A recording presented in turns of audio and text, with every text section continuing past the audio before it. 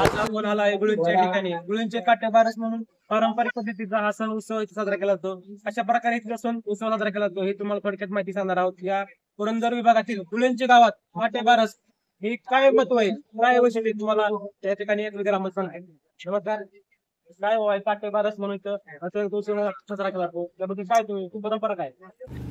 नमस्कार. पुणे जिल्ह्यातील पुरंदर तालुक्यातील गुळूंचे गावात सालाबादप्रमाणे यंदाच्या वर्षी काटेबारस म्हणजे काटेमोड होय ही यात्रा मोठ्या प्रमाणात या ठिकाणी भरलेली असते. श्री ज्योतिर्लिंग देवाची यात्रा म्हणजेच काटेबारस होय. श्री ज्योतिर्लिंग मंदिरासमोर जे बाबळीचे काटे गोळा केले जातात यावर काट्यांवर हे भक्त आपले काटेमोड करत असतात. 12 दिवस उपास धरून 12 दिवसानंतर हा कार्यक्रम या ठिकाणी केलेला जातो. या मंदिरात छबिना निघतो. तसेच आदल्या दिवशी शाही स्नान करण्यासाठी नीरा नदीकडे ही देवाची पालखी जात असते. नंतर रात्री मोठ्या प्रमाणात आतिषबाजी व गुलालाची उधळण केलेली जात असते. आज काटेबारस ही खूप वर्षांपूर्वीची परंपरा या ठिकाणी या गावाला लाभलेली आहे. पुढील वर्षी जे काट्याचे फास टाकणार आहोत हे यंदाच्या वर्षी यात्रा संपली की लगेच नियोजन केले जाते. लहान मुले ते मोठ्या माणसांपर्यंत या काट्याच्या फासावर तांडव करत असतात. अतिशय अंगावर काटा येईल अशी ही प्रथा या ठिकाणी असते. मंदिराच्या समोर हे काट्याचे बाबळीचे काटे आहेत ते तोडण्याचा मान हा रामोशी समाजाला, तसेच काठीचा मान हा माळी समाजाला व सर्व समाजाला एकत्र घेऊन या ठिकाणी मोठ्या प्रमाणात ही या महादेवाची ज्योतिर्लिंगाची एवढी भक्ती आहे की या भक्तीमुळे कुठल्याही प्रकारची इजा या भक्ताला होत नाही. अतिशय आनंदाने हा भक्त त्या काटेबारसचा उत्साह आनंद साजरा करत असतो. खूप अतिशय आनंदमय वातावरणामध्ये ही यात्रा या ठिकाणी पार पडत असते. या ठिकाणी काटेबारस यात्रेचे आपण महत्त्व पाहिलेले आहेत. पुढे आपण व्हिडिओच्या माध्यमातून संपूर्ण माहिती अजून सांगणार आहे. महत्त्व काय व वैशिष्ट्य काय.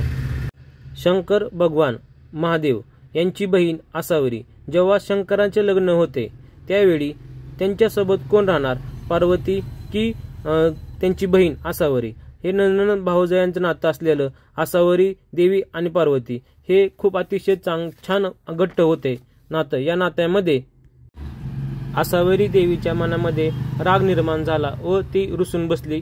त्यावेळी शंकर महादेवाने आसावरी देवीचा रुसवा काढण्यासाठी काट्याचे फास हे मंदिराबाहेर म्हणजे त्यांच्या महालाबाहेर आणून ठेवले होते व या काट्याच्या फासावरती त्यांनी उड्या मारून तिचे राग दूर करण्यासाठी तांडव केले होते असे सांगितले जात आहे. या मंदिरामध्ये आसन काठी म्हणजे आसावरी देवी ही आपल्याला या ठिकाणी पाहायला मिळते. आसन काठीचे 5 प्रदक्षिणा होते. या काठी भोवती ही पालखी 5 वेळा मंदिरात फिरवले जाते व नंतर मंदिरामध्ये ठेवले जाते. देव म्हणजेच भक्त, महादेवाचे भक्त आसावरी देवीचा रुसवा काढण्यासाठी या फासावरती उड्या मारत असतात.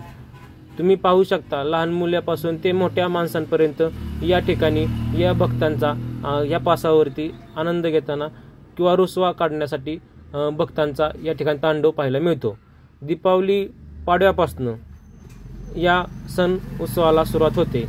जे देव आहेत, भक्त आहेत, बिना चपलीचे असतात. 12 दिवस प्रत्येकजण या मंदिरामध्ये एक समयीची वात लावलेली असते. प्रत्येक 12 दिवस हे भक्त उपास धरत असतात. खूप गर्दी असते या ठिकाणी. लांब लांब परदेशातून या ठिकाणी लोक अभ्यास करण्यासाठी परदेशिक येत असतात किंवा आजूबाजूला गाव परिसरातील भक्त या ठिकाणी आपली हजेरी लावत असतात. अतिशय रोमांचक, अंगावर काटा येईल असे या ठिकाणी आपल्याला पाहायला मिळते. अतिशय अविस्मरणीय क्षण असतो. खूप गर्दी असते या ठिकाणी. आपण पाहू शकता किती मोठ्या प्रमाणामध्ये हे महादेवाचे भक्त या ठिकाणी या फासावरती उभे आहेत व या ठिकाणी किती प्रमाणामध्ये गर्दी जमलेली आहेत. लहान मुले असतील, मुली सगळे थोरांपर्यंत या ठिकाणी गर्दी पाहायला मिळत असते. अजून अशाच प्रकारे आपण वेगवेगळी माहिती पाहणार आहोत. तुम्हाला व्हिडिओ आवडल्यास शेवटपर्यंत पहा, लाईक करा, शेअर करा, सबस्क्राईब करा.